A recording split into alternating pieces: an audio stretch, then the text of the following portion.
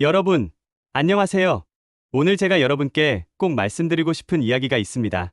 이 음식, 평생 몸에 좋은 줄 알고 드셨을 겁니다. 그런데, 사실은 이게 천천히 우리 몸을 망가뜨리는 조용한 독일 수 있다는 거 아셨나요? 오늘은 많은 분들이 건강에 좋다고 믿고 드시는 음식들 중에서 실제로는 위험할 수 있는 세 가지 음식에 대해 말씀드리겠습니다. 마지막까지 꼭 시청해 주시고요. 특히 세 번째는 정말 놀라우실 거예요. 60대 주부 박순자 씨의 이야기를 먼저 들려드릴게요. 박 씨는 매일 아침 정성스럽게 건강식을 준비하셨습니다. 현미밥, 두유, 삶은 달걀, 그리고 신선한 채소 샐러드까지 기름진 음식도 피하고 매일 운동도 하시고 정말 건강 관리를 열심히 하셨죠. 그런데 어느 날 정기 건강검진 결과가 나왔습니다. 지방간, 위염, 그리고 혈중 수치 이상. 박 씨는 정말 당황하셨습니다. 아니, 기름진 것도 안 먹고 매일 건강식 먹는데 왜 이런 결과가 나올까요? 의사 선생님께서 조용히 물으셨습니다. 박 선생님, 혹시 샐러드에 쓰는 드레싱이 어떤 건가요? 그제야 박 씨는 말문이 막히셨습니다. 매일 건강을 위해 챙겨 먹던 샐러드. 그 위에 듬뿍듬뿍 뿌린 저지방 드레싱이 문제였던 겁니다. 저지방이라는 그럴싸한 문구 뒤에는 설탕, 화학유화제, 그리고 트랜스지방이 숨어 있었던 거죠. 이처럼 많은 분들이 건강에 좋다고 믿고 드시는 음식들이 실은 몸을 서서히 망치는 함정 음식인 경우가 많습니다. 자, 그럼 첫 번째 함정 음식을 알려드릴게요. 바로 통곡물 시리얼입니다. 여러분, 아침에 통곡물 시리얼 드시는 분 계시죠? 포장을 보면 늘 이런 문구들이 있습니다. 건강, 다이어트, 비타민 강화, 통곡물 100%. 정말 건강해 보이죠? 그런데 여러분, 이게 진짜 모습일까요? 대부분의 통곡물 시리얼은 이렇게 만들어집니다. 먼저, 곡물을 고온에서 눌러서 모양을 만듭니다. 이 과정에서 뭔가 문제가 생기는데요. 통곡물 속에 있던 소중한 영양소들이 상당 부분 파괴됩니다. 그리고 나서 뭘 할까요? 맛을 내기 위해 설탕을 입힙니다. 인공 비타민도 첨가하고요. 결국 통곡물이라는 이름만 남은 가공식품이 되는 겁니다. 더 놀라운 사실을 알려드릴게요. 많은 통곡물 시리얼의 혈당 지수는 어떨까요? 놀랍게도 흰쌀밥보다 높습니다. 네, 제대로 들으셨습니다. 흰쌀밥보다 혈당을 더 빨리 올리는 거예요. 그러니까 매일 아침 통곡물 시리얼을 드시면 어떻게 될까요? 혈당이 급격하게 올라갑니다. 당뇨병 위험이 증가합니다. 체중이 늘어날 수 있습니다. 인슐린 저항성이 생길 수 있습니다. 그런데도 많은 분들이 통곡물이라는 단어만 보고 건강에 좋을 거라 믿고 매일 아침 챙겨 드십니다. 이게 바로 첫 번째 함정입니다. 그럼 아침은 뭘 먹어야 할까요? 통곡물 시리얼 대신 직접 지은 현미밥이나 잡곡밥, 통밀빵, 오트밀, 삶은 고구마나 감자, 이런 것들이 훨씬 건강합니다. 자, 이제 두 번째 함정 음식입니다.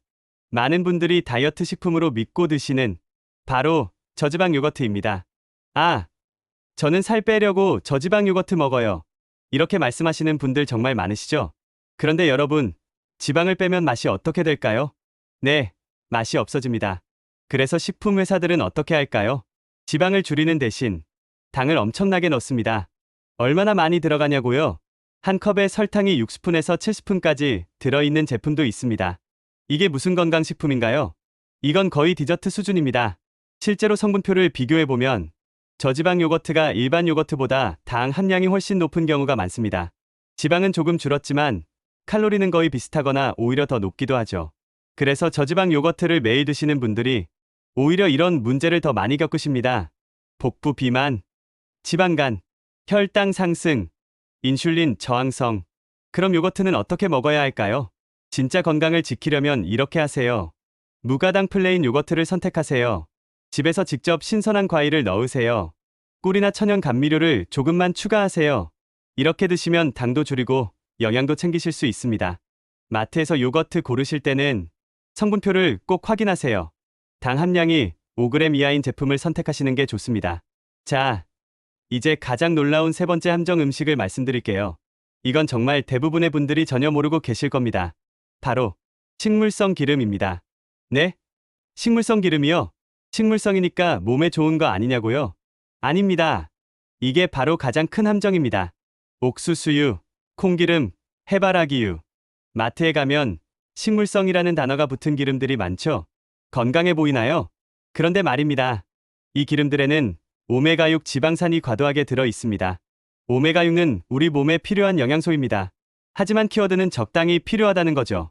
문제는 현대인의 식단입니다. 우리는 이미 오메가6로 넘쳐나는 음식을 먹고 있습니다. 가공식품, 튀김, 과자, 라면, 전부 오메가6가 과도하게 들어있는 식물성 기름으로 만들어집니다. 이상적인 오메가6 대 오메가3 비율은 40일 정도입니다.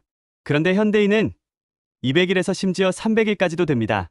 오메가6가 너무 많아지면 어떻게 될까요? 우리 몸속에 염증이 폭발적으로 늘어납니다. 만성염증은 모든 질병의 뿌리입니다. 이렇게 연쇄적으로 이어집니다. 심혈관 질환, 관절염, 치매, 우울증, 각종 암, 전부 만성 염증과 관련이 있습니다. 특히 더 위험한 경우가 있습니다. 튀김용 식물성 기름을 한 번 이상 다시 쓰는 경우입니다. 많은 식당이나 가정에서 이렇게 하시죠?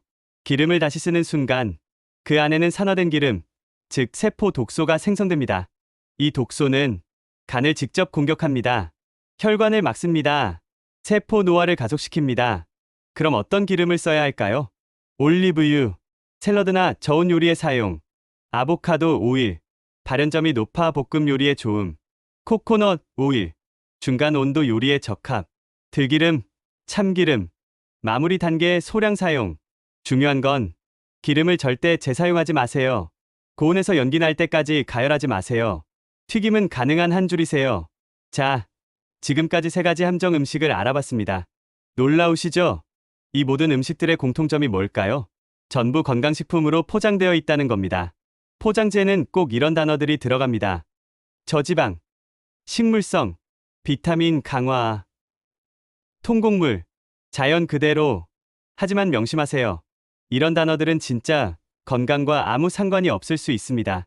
진짜 건강을 지키려면 광고가 아닌 성분표를 보셔야 합니다. 이 4가지가 들어있는지 확인하세요. 당, 트랜스지방, 화학 첨가물, 유화제.